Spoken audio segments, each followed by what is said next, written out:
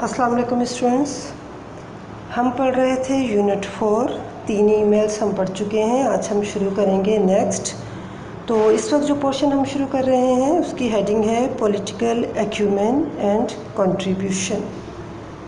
Students, acumen कहते हैं फ़हम फ़रासत को और कंट्रीब्यूशन मीन हिस्सा, यानी कायद-ए-आज़म ने पॉलिटिकल सिचुएशन में जो अपना हिस्सा डाला पाकिस्तान को हासिल करने में, ये उसके बारे में।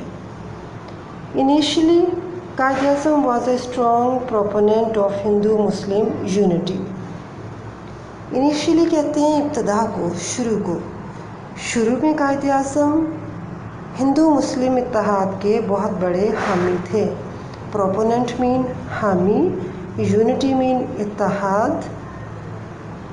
शुरू में कायद-ए-आज़म हिंदू मुस्लिम इत्तेहाद के बहुत बड़े हामी थे and an active member of the Indian national Congress, और इंडियन नेशनल कांग्रेस के एक एक्टिव मेंबर के तौर पे काम करते थे।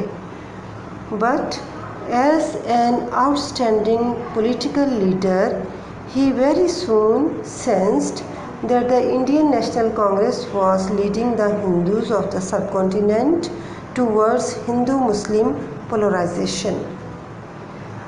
Outstanding का मतलब है नुमाया, मुमताज़, मशहूर, famous. As an outstanding political leader, एक गैर मामूली, मुमताज़ सियासी रहनुमा की हैसियत से he very soon sensed, sense कहते हैं एहसास होना, महसूस कर लेना। एक गैर मामूली सियासी रहनुमा की हैसियत से उन्हें जल्द ही एहसास हो गया था that the Indian National Congress was leading the Hindus of the subcontinent towards Hindu-Muslim polarization. उन्हें जल्दी ये एहसास हो गया था कि इंडियन नेशनल कांग्रेस बरसगीर के, सब कॉन्टिनेंट का मतलब है बरसगीर, इंडियन नेशनल कांग्रेस बरसगीर के हिंदुओं की रहनुमाई हिंदू मुस्लिम तफरीक की जानिब कर रही है। पोलराइजेशन का मतलब है अलग अलग करना, दोनों को तफरीक करना। दिस ही रियलाइज्ड, तब उन्हें एहसास हुआ, would result in political and economic victimization of the Muslims in the region. उन्हें एहसास हुआ कि इस तफरीक का नतीजा ये होगा कि मुसलमानों को सियासी और मुआशी तौर पर इसका नुकसान होगा। मुसलमान सियासी और मुआशी तौर पर इसका निशाना बनेंगे, इस तफरीक का।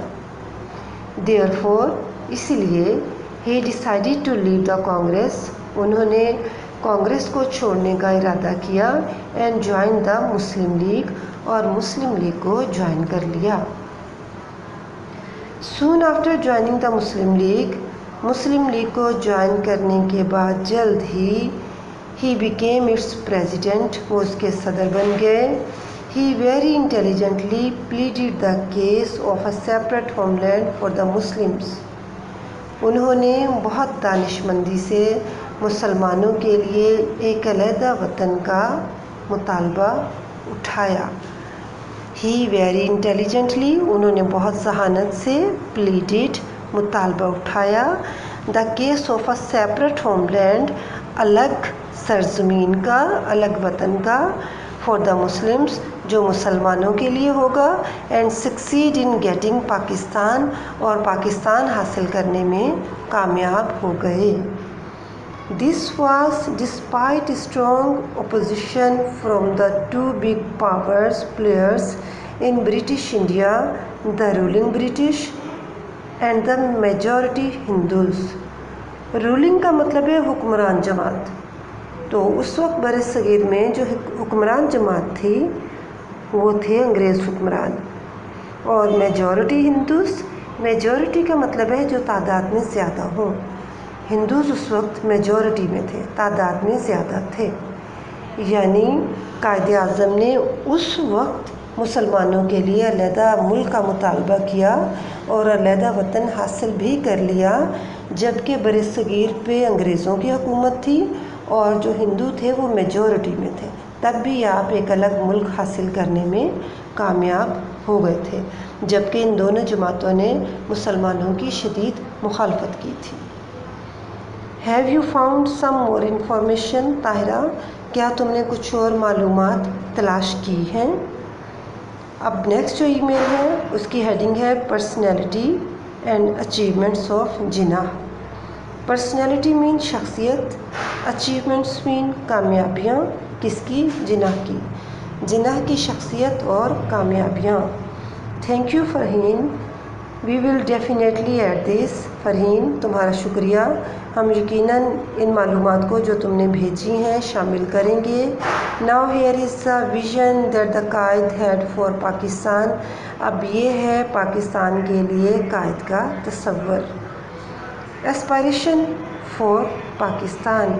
ایسپائریشن کا مطلب ہے جذبہ، پاکستان کے لیے جذبہ۔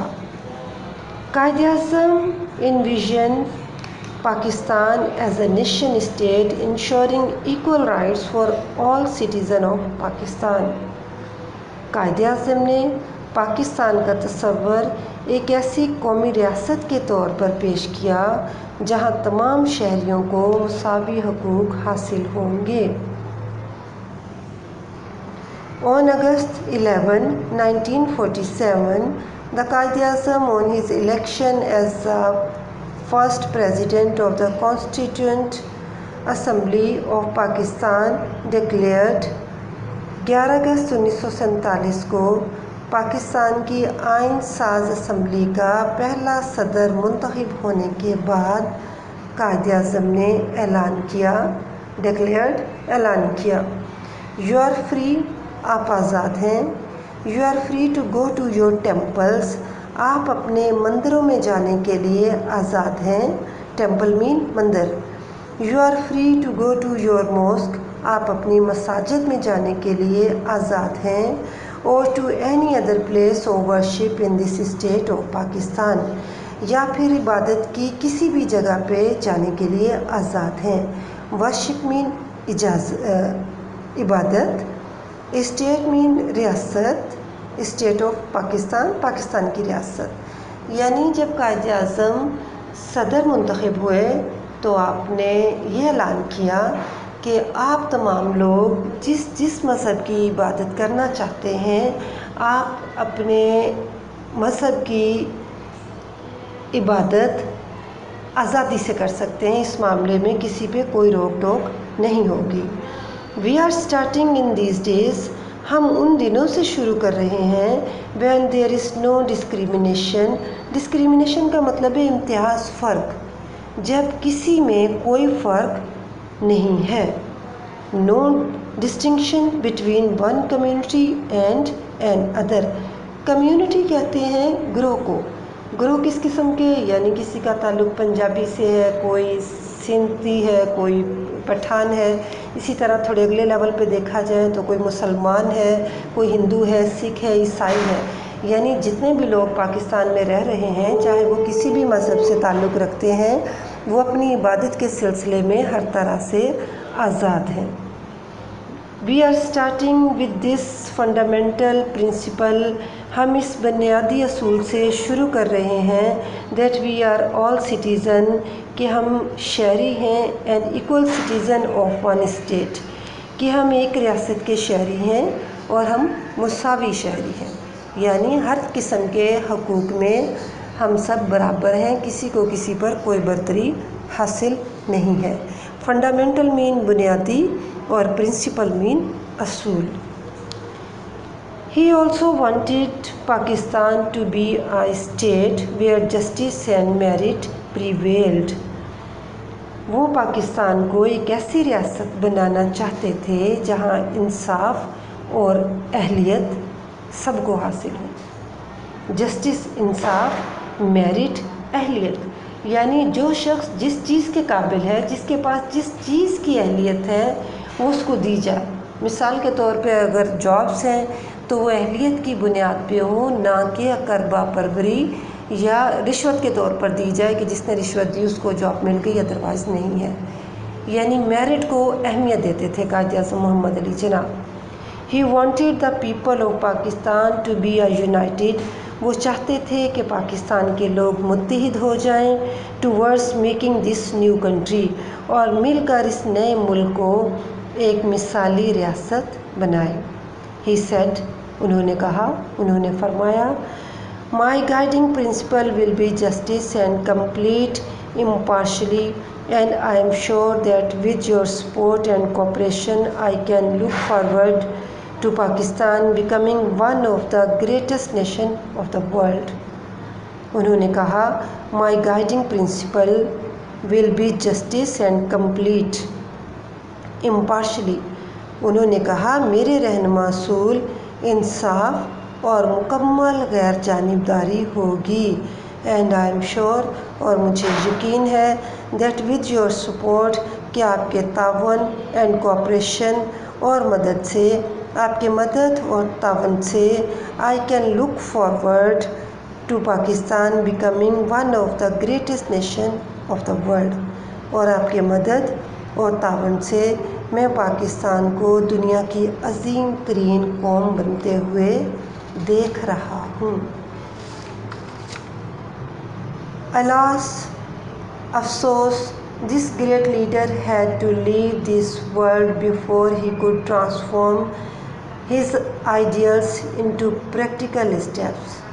افسوس, اپنے تصورات کو عملی جامہ پہنانے سے پہلے ہی یہ عظیم رہنما دنیا کو چھوڑ گیا.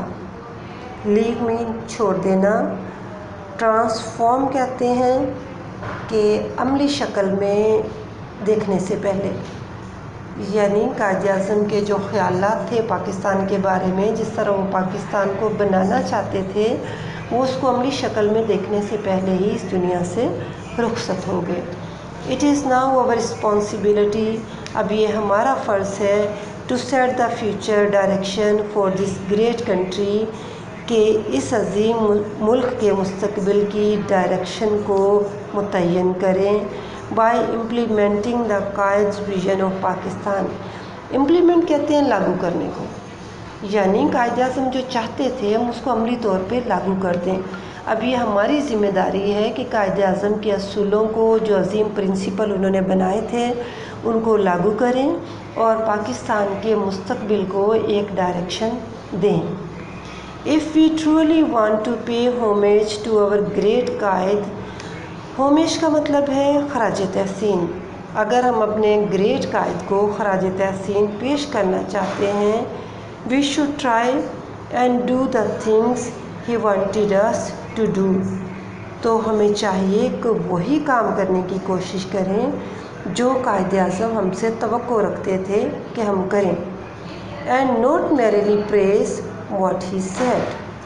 اور جو کچھ انہوں نے کہا صرف اس کی تعریف نہ کریں کہ وہ ایسا چاہتے تھے, بلکہ اس کو عملی طور پر کر کے دکھائیں. on every Independence Day, ہر یوم آزادی پر, we should think, ہمیں سوچنا چاہیے, what we need to do to take Pakistan forward on the way to peace and prosperity. Prosperity کہتے ہیں خوشحالی کو, پیس کہتے ہیں امن کو.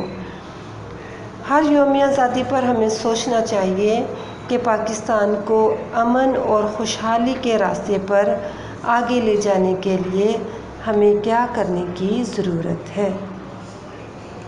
Tahira, I think we now have enough information about Quaid Azam.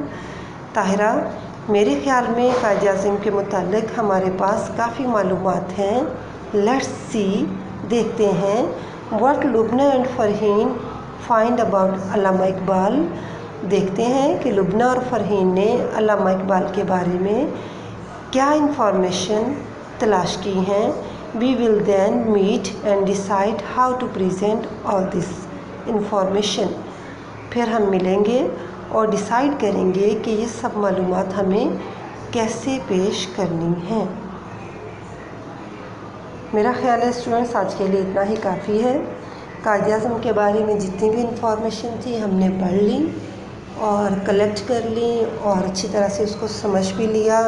اب اس سے یہ ہو سکتا ہے کہ اگر ہمیں قائد اعظم کے بارے میں مضمون لکھنے کو یا پیراگراف لکھنے کو دیا جائے تو ان انفارمیشن کو سامنے رکھتے ہوئے ہم ایک پیراگراف تیار کر سکتے ہیں۔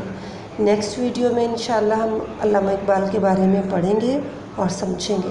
تب تک کے لیے ٹیک کیئر اینڈ اللہ حافظ۔